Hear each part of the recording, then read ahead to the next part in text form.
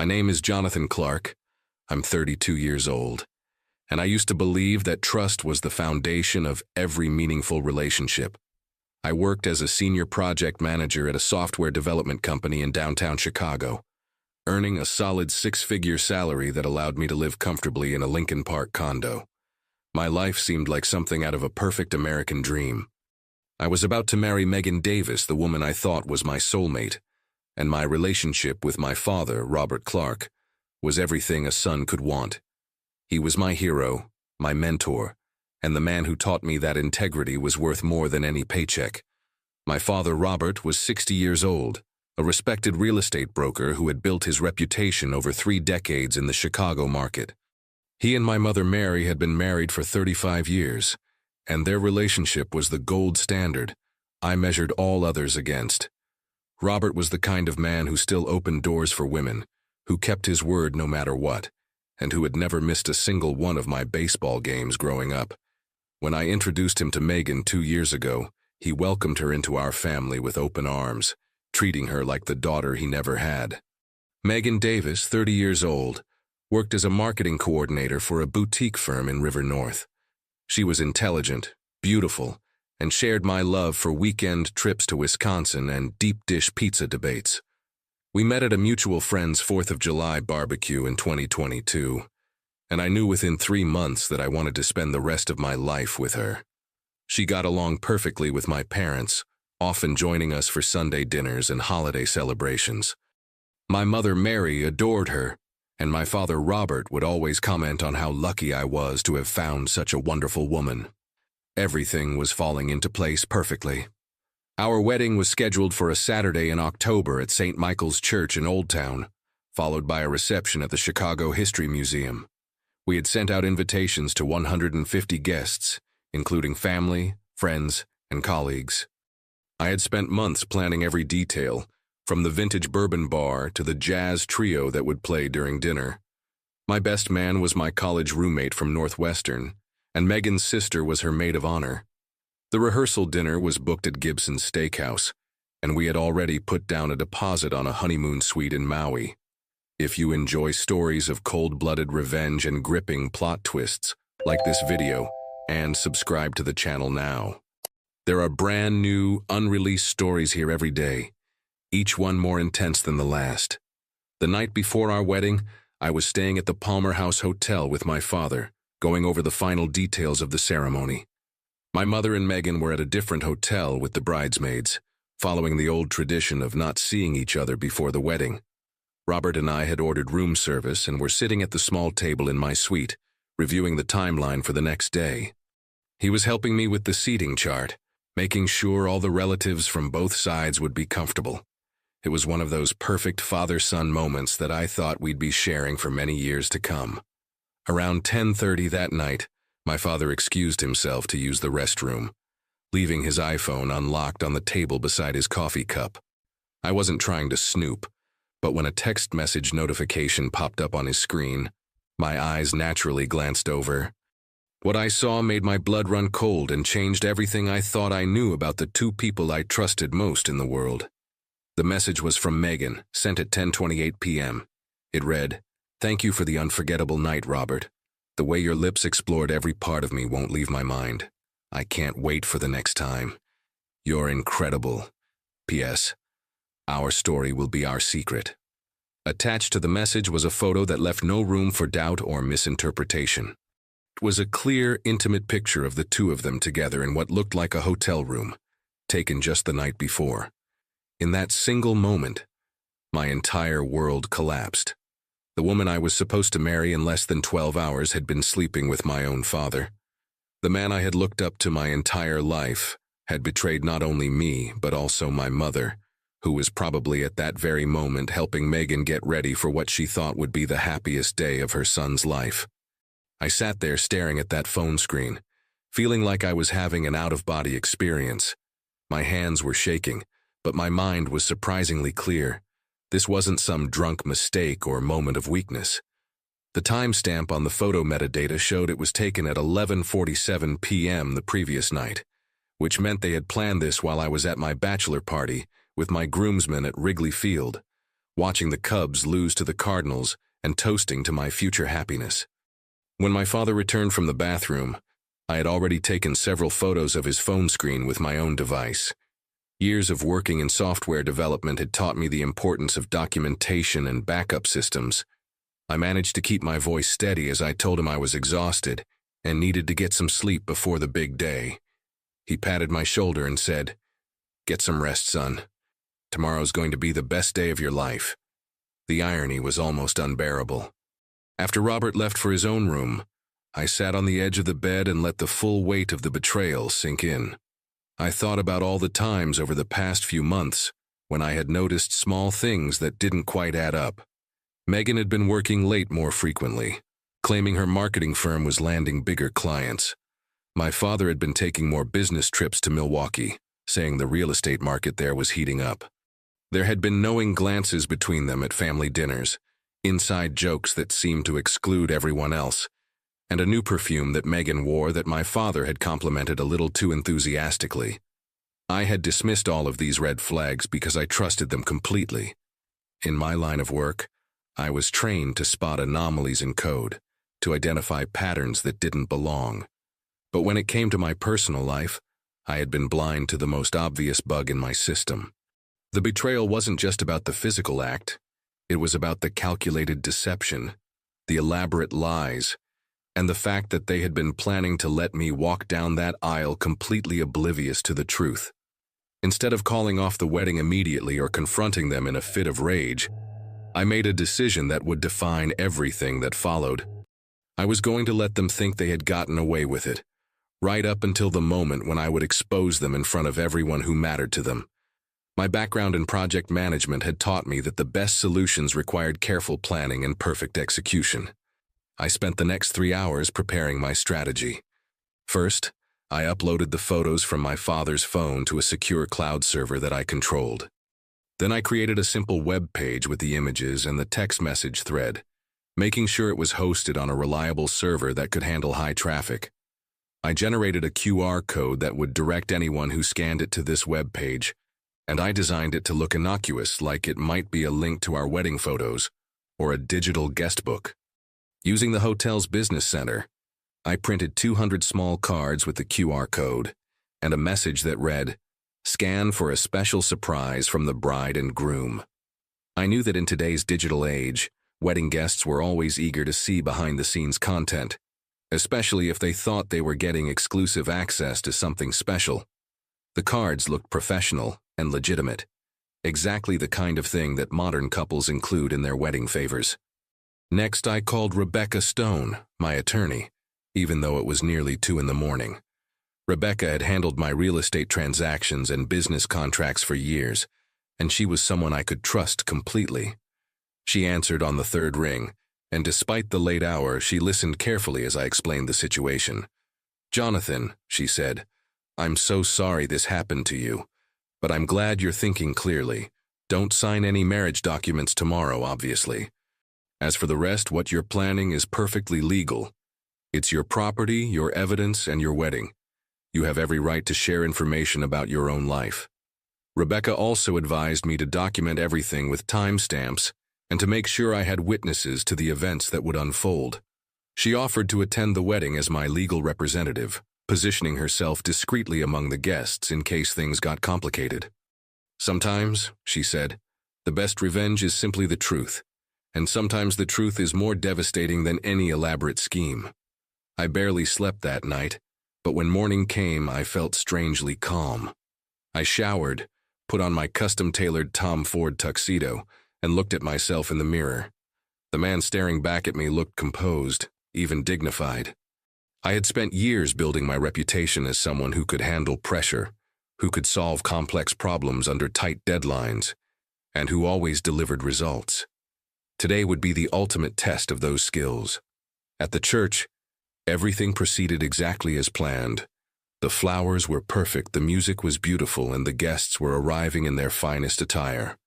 My mother Mary looked radiant in her navy blue dress, completely unaware that her world was about to shatter. My father Robert was playing his role as the proud father of the groom, shaking hands with guests and making small talk about the weather and the Bears' upcoming season.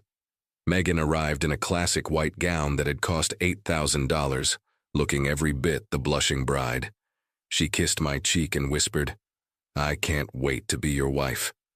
The audacity of her performance was breathtaking.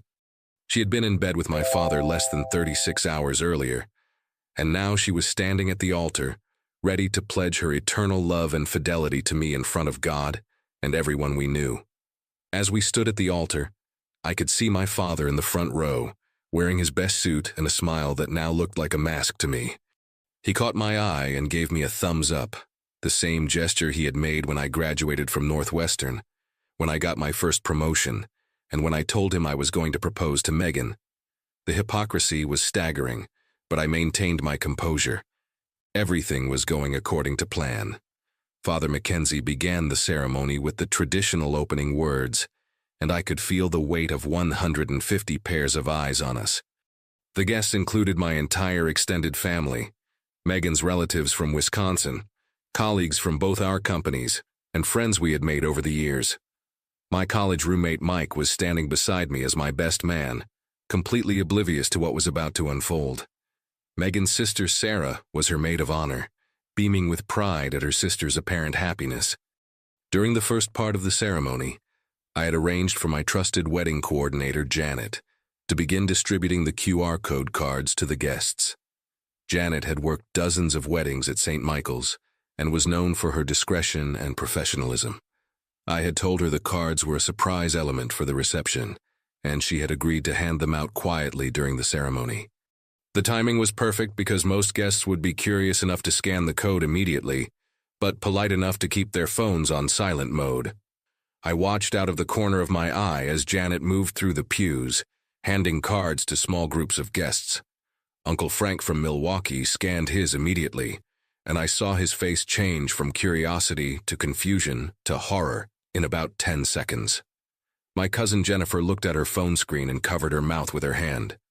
My boss from the software company, David, went pale and showed his screen to his wife, who gasped audibly. The ripple effect was fascinating to observe. Within minutes, nearly every guest in the church had their phone out, and the atmosphere began to shift palpably. There were whispered conversations, shocked expressions, and people passing their phones to others who hadn't received cards yet. The evidence was spreading through the congregation like wildfire, but the ceremony continued. Father Mackenzie was in the middle of his homily about love and trust when I noticed Meghan's Aunt Carol showing her phone to Meghan's mother, who let out a small cry before covering her mouth with her handkerchief. My mother, Mary, was sitting in the front row, and when my cousin handed her a card, I watched her scan it with the same curious smile she had worn moments before. The smile disappeared instantly, replaced by an expression of pure devastation that I will never forget. Meghan was still facing forward, focused on the priest's words about sacred vows and eternal commitment. She hadn't noticed the growing chaos behind her. My father, Robert, was beginning to look uncomfortable as he saw people around him checking their phones and whispering urgently to each other. He leaned over to my mother and whispered something, but she pulled away from him sharply, her face now streaked with tears. The moment I had been waiting for finally arrived. Father Mackenzie reached the traditional part of the ceremony, where he asks if anyone objects to the union. If any person can show just cause why Jonathan and Meghan may not be joined together in holy matrimony, let them speak now or forever hold their peace. I stepped forward and took the microphone from the priest. The church fell completely silent, except for the sound of my own heartbeat in my ears. I looked directly at Meghan, then at my father, then at the congregation filled with people who had just seen the evidence of their betrayal. "Yes," I said, my voice steady and clear. "I have something to say." Meghan turned to face me, and I could see the exact moment when she realized that something was very wrong. Her face went from confusion to recognition to pure terror as she noticed the expressions of the guests behind her. My father, Robert, half stood from his seat, his face now red with panic as he understood that his secret was no longer secret. "I loved you, Meghan," I continued, speaking directly to her. "I loved you with everything I had. And Dad." I turned to face him. "I looked up to you my entire life. You were my hero, my role model, the man who taught me about integrity and honor. The church was so quiet that you could hear a pin drop. Even the children had stopped fidgeting. Everyone was hanging on my every word, and I could feel the weight of the moment. But the most intimate betrayal demands the highest price, I said, my voice still calm but carrying the full weight of my pain and anger. Last night, I discovered that the two people I trusted most in the world have been lying to me, betraying me, and planning to let me walk down this aisle completely unaware of their deception. Megan tried to speak, but no words came out. My father was now standing, his hands shaking as he tried to figure out how to salvage the situation. My mother Mary was sobbing openly, not just from the betrayal, but from the public humiliation that was unfolding in front of everyone she knew. The evidence is clear and undeniable, I continued, and since both of you chose to make a mockery of this sacred ceremony, I thought it was only fitting that the truth be revealed in the same public forum where you planned to complete your deception. I gestured to the congregation, where nearly everyone was now holding their phones, having seen the explicit messages and photos that proved the affair beyond any doubt. The proof was irrefutable, time-stamped, and devastating in its clarity. This wedding is over, I announced, and so is our relationship, both of them. The chaos that erupted was unlike anything I had ever witnessed. Guests were shouting questions, Megan was crying hysterically, and my father was trying to push through the crowd to reach me. But I was already walking down the aisle, my head held high, leaving behind the two people who had destroyed my trust and my family. I walked out of St. Michael's Church and into the crisp October air, feeling a strange sense of liberation that I hadn't expected.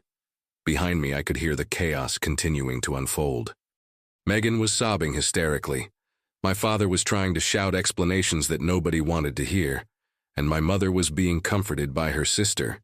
The guests were streaming out of the church, some following me with expressions of support, others gathering in small groups to discuss what they had just witnessed. My best man Mike caught up with me on the steps of the church. "Jesus Christ, Jonathan," he said, still processing what had happened. "I can't believe they did that to you. How are you holding up?" I looked at him and realized that for the first time in months I felt completely honest about my situation. "I'm better than I've been in a long time," I told him. "The truth has a way of setting you free, even when it hurts." Within hours, the story had spread far beyond the walls of St. Michael's Church. Several guests had shared the evidence on social media, and by Sunday evening, the story was trending on Twitter and Facebook. The local Chicago news stations picked it up by Monday morning, and by Tuesday, I was fielding calls from national media outlets wanting to interview me about the wedding that had gone viral for all the wrong reasons. I declined most of the interview requests, but I did speak with one reporter from the Chicago Tribune, who had covered business stories about my company in the past. I kept my comments brief and dignified. "I believe in the truth," I said, "and I believe that people have the right to know who they're really dealing with, especially when it comes to matters of trust and integrity." The professional consequences for Megan and my father were swift and severe. Megan's marketing firm, which prided itself on family values and ethical business practices, terminated her employment within a week. The story had become so widely known that having her associated with their brand was seen as a liability. My father's real estate business suffered even more dramatically. In an industry built entirely on trust and personal relationships, his reputation was essentially destroyed overnight. Several major clients canceled their contracts, and his business partner of 15 years dissolved their partnership. My mother Mary filed for divorce within 2 weeks of the wedding incident. She had been married to my father for 35 years, but she told me that the public humiliation and the violation of trust were too much to overcome. "I could have maybe forgiven a private affair," she said during one of our long conversations. "But the fact that he was willing to destroy his own son's life, and that he planned to let you marry her knowing what they had done, that's something I can never forgive." The legal proceedings were handled efficiently by Rebecca Stone, who had prepared for this exact scenario. Since the marriage had never been legally completed, there were no divorce proceedings necessary between Megan and me. However, there were financial matters to resolve. I had paid for most of the wedding expenses, including the venue, catering, and honeymoon reservations. While I couldn't recover all of the money, Rebecca was able to negotiate settlements that covered a significant portion of my losses. More importantly, Rebecca helped me protect my assets and ensure that Megan had no legal claim to any of my property or savings. The prenuptial agreement we had signed was ironclad, but since the marriage never occurred, it was essentially meaningless anyway. What mattered was that I was completely free to start over without any financial entanglements. The aftermath wasn't easy, but it was cleaner than I had expected. I took 2 weeks off from work to process everything that had happened and to deal with the media attention. My company was incredibly supportive, with my boss David telling me that he admired how I had handled the situation. "You showed real character," he said. "Not everyone would have had the strength to expose the truth like that." 3 months after the wedding incident, I made a decision that surprised even me. I accepted a job offer from a tech company in Austin, Texas. The opportunity had come up through a professional connection, and the timing felt perfect. I needed a fresh start, away from the memories and the gossip that still followed me around Chicago. Austin offered me a senior director position with a substantial salary increase and the chance to work on cutting-edge artificial intelligence projects. Before I left Chicago, I had one final conversation with my father. He had been trying to reach me for weeks, but I had refused to take his calls. Finally, he showed up at my condo on a Saturday morning, looking older and more defeated than I had ever seen him. "Son," he said, "I know I can't undo what I did, but I need you to know that I'm sorry. I destroyed everything that mattered to me, and I'll regret it for the rest of my life." I looked at him standing there in my doorway, this man who had been my hero for 32 years, and I felt something I hadn't expected to feel. Pity. "Dad," I said, "I forgive you. Not because you deserve it, but because carrying anger around is exhausting, and I have better things to do with my life." 6 months later, I was settled in Austin, working on projects that challenged me intellectually and surrounded by colleagues who knew nothing about my past except what I chose to share. I had started dating again, taking things slowly and being very careful about trust. The experience had taught me valuable lessons about reading people and recognizing red flags, skills that proved useful both personally and professionally. I heard through my mother that Megan had moved back to Wisconsin to live with her parents, and that my father had taken a job as a sales associate at a small real estate office in the suburbs. Their affair had ended almost immediately after the wedding incident, apparently unable to survive the harsh light of public scrutiny. The scandal that had brought them together had ultimately destroyed them both. The story of my wedding day revenge had become something of a legend in Chicago social circles, but I rarely thought about it anymore. I had moved on to bigger and better things, and the betrayal that had once seemed like the end of the world had actually been the beginning of a new and better life. Sometimes the most devastating setbacks turn out to be the greatest opportunities for growth and renewal. If you enjoyed this story, please like this video and leave a comment telling me what you thought. And if you haven't subscribed to the channel yet, please subscribe and hit the notification bell to get alerts about new stories like this one. Thanks for watching, and I'll see you in the next one.